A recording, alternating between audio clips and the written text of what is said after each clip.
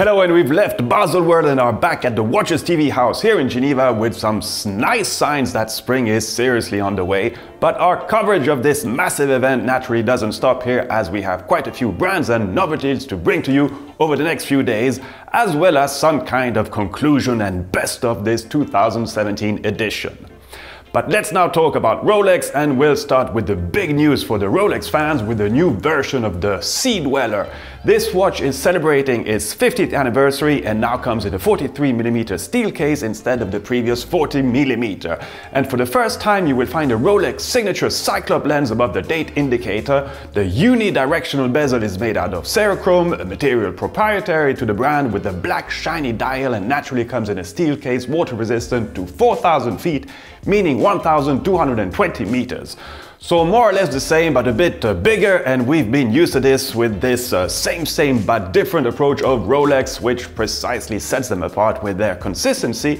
And I'm pretty sure that this new Sea Dweller will certainly remain a loved classic for the aficionados of the brand, and we know that there are many. And for info, the price of this watch is set at 10,800 Swiss francs. We also saw a revised version of the Sky Dweller, a pretty practical watch with a 24-hour second time zone indicator slightly off-center on the dial face, and here the news is that now it comes in a bicolor steel and gold version with 3 dial variations. The setting of this watch is really easy and clever, using the bezel to select which indication you want to modify, obviously the time, the 24-hour second time zone disc, and the date.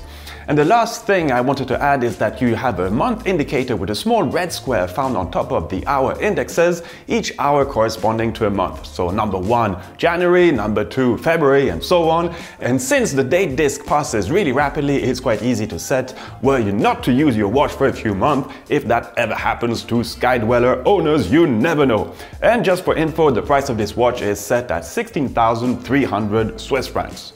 Rolex also presented a revised Yachtmaster 2, and yes, it's totally different, as it now has a small triangle feature at 12 o'clock and slightly different hands. Okay, joke aside, apart that it's not a joke, that was really the novelty, but since I never demonstrated this watch on the Watches TV, this was the perfect occasion to do so. Because it's also a rather clever watch for people participating at regattas, or probably more likely people that want to have a mechanical 10-minute countdown watch in case your iPhone timer function is out of order. You see what I mean? Well, anyhow, I like sailing, and I like the idea that mechanically programmed objects still exist in our ever more digital world. So here we go for the demo.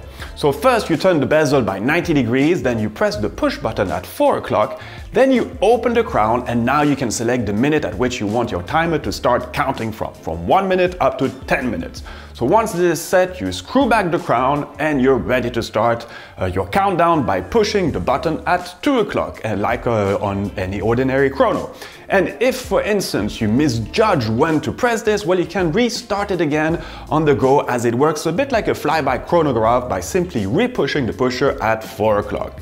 And still in the Yachtmaster collection, we have to talk about this 40mm Jumpset version, because this watch stirred quite a lot of debate during Baselworld.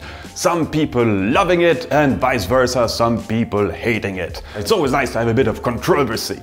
So anyhow, the bezel of this watch is composed of 32 colored sapphire stones, 8 green Tsarovitz stones, and a special triangle cut diamond at 12 o'clock.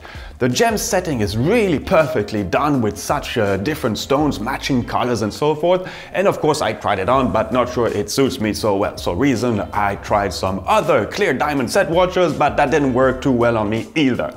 So coming back on this watch, I just wanted to mention that it's not part of the regular collection, and it's available only on special orders. Okay, so let's go back on more classical Rolex territory with the introduction of 3 new Daytona chronograph in yellow, gray, and what the brand calls ever rose gold, something also proprietary to Rolex. So each of these watches come with the matching dials and the very soft and comfortable Oyster Flex rubber strap, which incorporates some titanium parts inside of it in order to maintain a bit of extra rigidity. And the price of the yellow gold version is set at 26,200 Swiss francs and 27,400 for the white gold and the ever rose gold version. And just to finish our Rolex report, let's quickly mention that they introduced a new moon phase timepiece in the Cellini collection.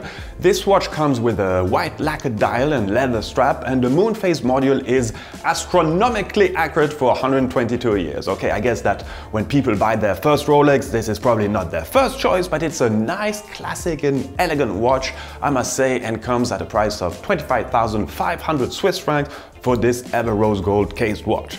So this was it for the main Rolex novelties of this Baselworld 2017. Remember, same but different. See you soon.